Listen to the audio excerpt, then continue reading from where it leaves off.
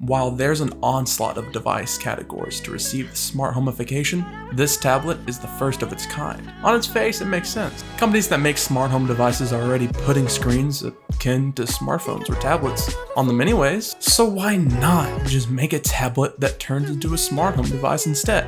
I'm Mark Jr., MKJR for short, and this is the Lenovo M10 review.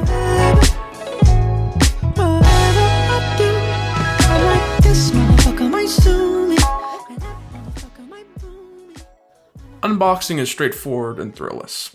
This specific model comes with a micro USB, which is dated, but more interestingly, is the proprietary barrel plug for the Bluetooth dock.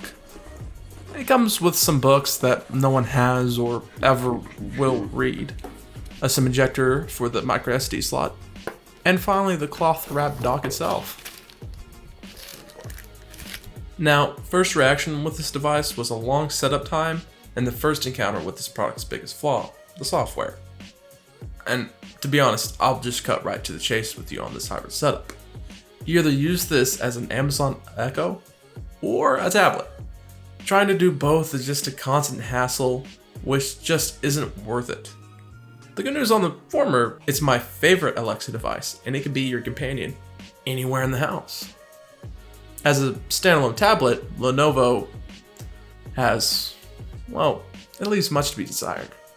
The stock launcher is just bug-ridden and unattractive, leading me to download Nova Launcher, which I think is a must, because it truly makes the device much better.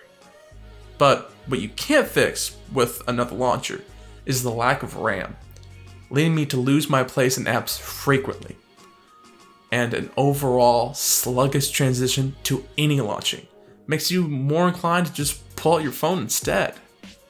Build quality is most similar to the Nextbit Robin or a Sony phone a few years ago, with solid feeling buttons, although a bit narrow, and impressive front speakers.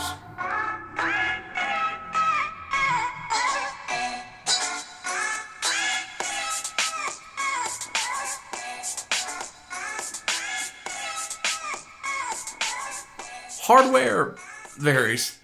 This is the M10 HD model, which, funny enough, isn't a 1080p screen. The non-HD version is the HD version, which makes no sense whatsoever. With a simple Snapdragon 400 series chip and that poor 2 gigs of RAM and 16 gigabytes of storage, which is anemic, but with the micro SD card slot, if you need more storage, that option is there. Other versions have better processors and even better build quality. The M10 normal version has silver trim, and I believe the screen is 1080p as it should be, and the P10 is made out of glass on the back and feels like a true premium device. But honestly, if you're spending more than $200, I'd consider an iPad at that point, especially when they go on sale. This device, though, surprised me with what it offers. The camera quality, while not amazing, and not that you're buying this for that by any means, was way better than expecting. And for video quality, it's actually pretty good. I mean, the mic isn't great, but if you were to give me $100 to $200 smartphone and I was going to film on it, I'd expect it to look a lot like this. And for a $100 tablet with a big screen and a Bluetooth dock, actually that's really good. So I give it props for having a surprisingly decent camera. For a $100 tablet, you may think this would be great for kids, given its built-in kids mode too. But with the sleek design, I just wouldn't trust this to take the full fury of a temper tantrum without a case. Look, plenty of people get pricey tablets and end up never using them, which if you're spending a lot of money, can stink. The thing is, most people won't use the added features like a physical keyboard or a pen to draw with or take notes. Rather, just using it here and there as a second screen while you're on the computer or on your phone, whether you're doing dishes or something else like taking a poo. Here's the thing, the execution of the smart home hybrid for this device just isn't there. Software is what plagues all Android tablets. So in its mission to smart homify the tablet, unfortunately, it fails. But not entirely.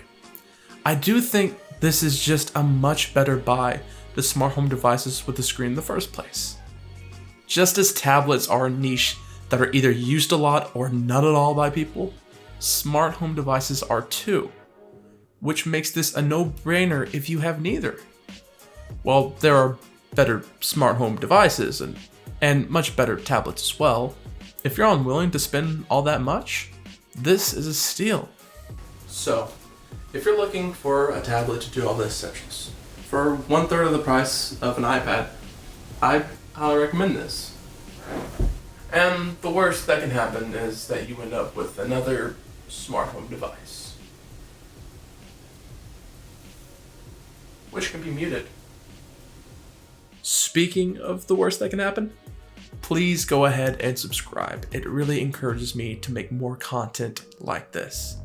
Thank you for watching.